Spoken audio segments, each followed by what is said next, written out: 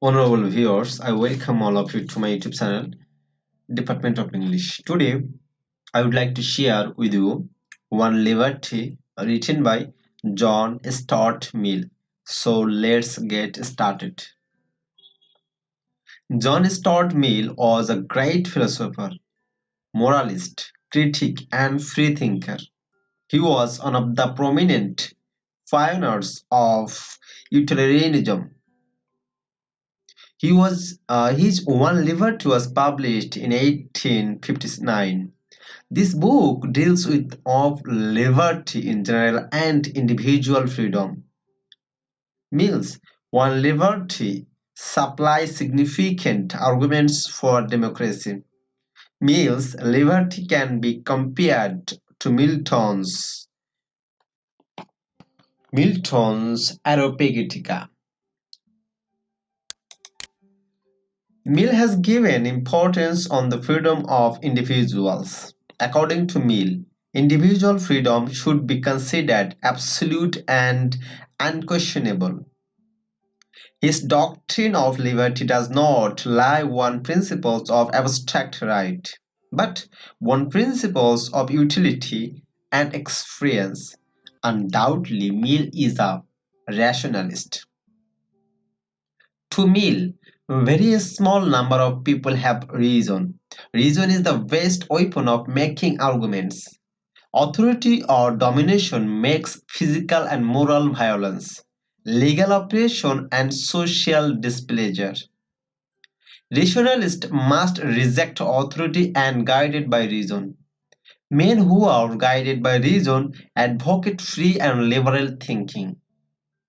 According to Mill, all men should have the liberty to think freely and publish their opinions on any subject without regard to authority. Liberty is no mere formula of law.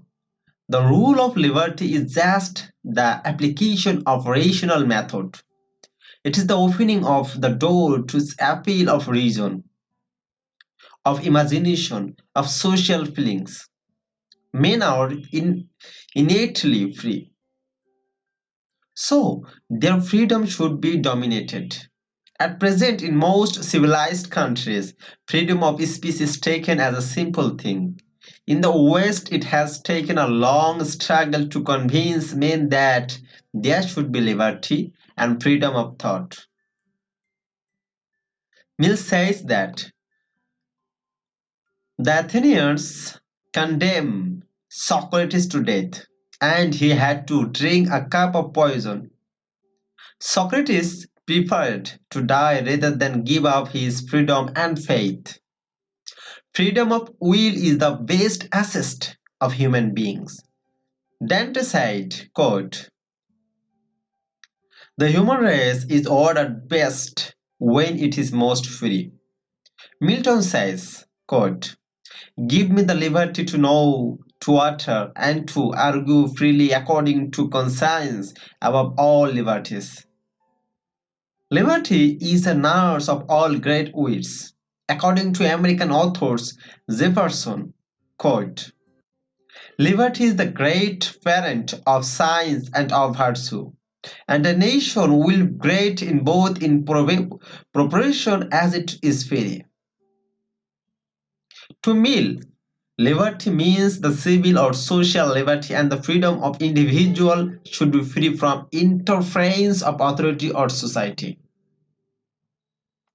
Liberty also indicates the self-protection. A man should have complete liberty in all matters. Every man should have the freedom of conscience. He should have liberty to express his opinion without fear and restraint. Man has a free will of his own to act in particular manner. Public good must be the ground of liberty. The liberty of an individual must be determined according to social utility. The liberty is threefold. Firstly, there is a liberty of man's thinking, liberty of conscience, liberty of thought and feeling, freedom of opinion. Secondly, there is the liberty of following one's own way of life. Thirdly, there is the liberty of combination among individuals. Without these threefold liberty, a society cannot be considered free. Mill was one of the powerful figures of utilitarian school. The motto of this school was greatest good of the greatest number. An action is good if it serves the purpose of utility.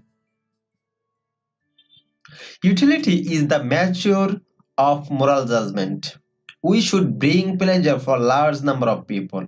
Mill doesn't want to apply his doctrine of liberty to those nations or people who are not in a position to understand that and that is what is good or what is bad for them, and who will not let themselves be convinced by rational arguments. Society has right to interfere with the liberty when it is harmful for the society. A man must be punished if he commits crime or violates the liberty of others. So that's all about One Liberty, written by John Stuart Mill. For the timing, thanks for your patience sharing.